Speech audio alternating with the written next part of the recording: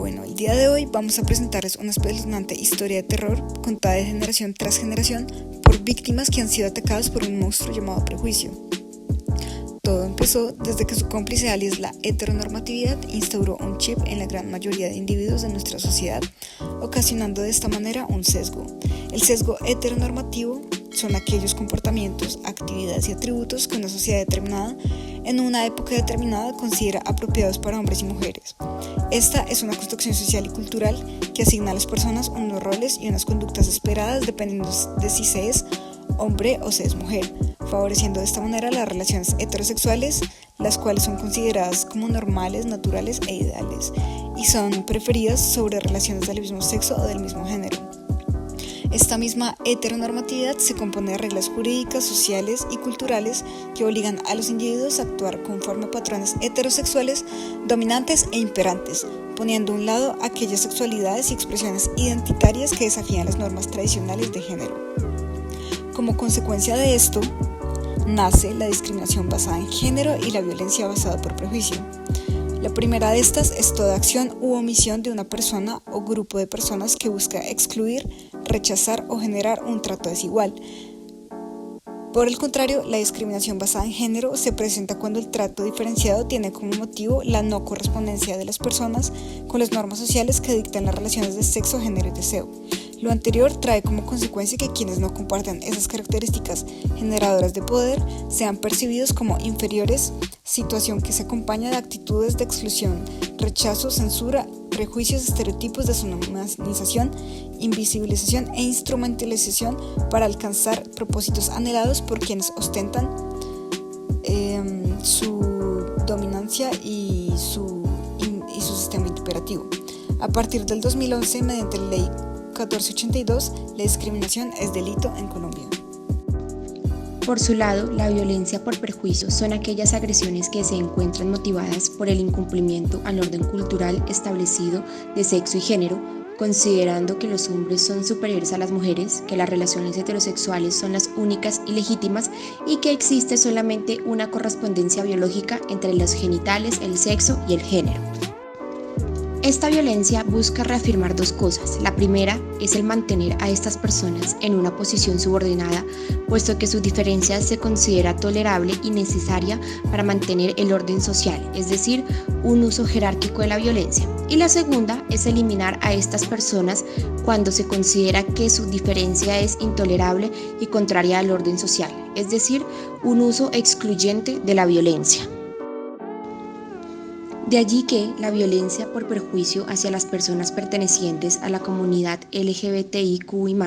se pueda entender como una forma de violencia basada en género, ya que es impulsada por el deseo de castigar a las personas cuyo aspecto o comportamiento parece desafiar los estereotipos de género. A raíz de esto, Colombia ha implementado herramientas jurídicas que luchan para proteger jurídicamente los derechos humanos, la libertad, el principio de igualdad y la dignidad humana por medio de leyes, decretos y sentencias. Un ejemplo de esto es la sentencia C-075 del 2007, la cual aprueba la unión marital de hecho para parejas del mismo sexo. Asimismo, la sentencia T-909 de 2011 confirma que las demostraciones de afecto entre parejas del mismo sexo no deben ser prohibidas. Por su parte, la sentencia T-771 de 2013 aprueba procedimientos quirúrgicos para modificaciones corporales de personas transgénero. Por esta misma vía, la adopción de menores por parejas del mismo sexo se establece según la sentencia SU 214 del 2016, la cual declara que los matrimonios civiles entre parejas del mismo sexo es aprobada. Por último, en este mismo año, el Acuerdo de Paz en Colombia se convierte en pionero a nivel mundial al reconocer a la comunidad LGBTIQI+, como víctimas del conflicto armado. Sin embargo, pese al gran avance en el panorama legal en Colombia, el reconocimiento de los derechos y libertades de la comunidad no se han hecho efectivos en el plano material. Esto porque aún existen muchos obstáculos institucionales, culturales, sociales y políticos que impiden una materialización 100% efectiva en la vida real y diaria. Un ejemplo de esto es el informe de Colombia Diversa que compartió en el 2020, por medio del cual desde el 2011 se venían registrando en promedio 110 homicidios por año. Sin embargo, 2020 ha sido el año en el que más personas LGBT fueron asesinadas, amenazadas o fueron víctimas de violencia policial del que se tiene registro. La pandemia provocó una fuerte ola de descontrol respecto del aparato judicial, ya que los esfuerzos del gobierno estaban enfocados en combatir el COVID-19, dejando a un lado los demás problemas existentes en el país, como en este caso la discriminación basada en género y violencia por prejuicio. De esta manera, el gobierno debe implementar un litigio estratégico por medio del cual se cubran las diferentes esferas sociales, políticas y culturales de las cuales están conformadas nuestra sociedad. Este litigio siempre debe tener en cuenta un enfoque diferencial y de género. De esta manera, por medio de la pedagogía social, de derechos humanos, la deconstrucción a través de los diferentes medios de comunicación, las diferentes políticas públicas encaminadas a hacer efectivo el goce y respeto de los derechos, tales como la atención integral para las personas LGBTI en proceso de envejecimiento, la prevención en salud, en las áreas de atención hospitalaria y de salud pública,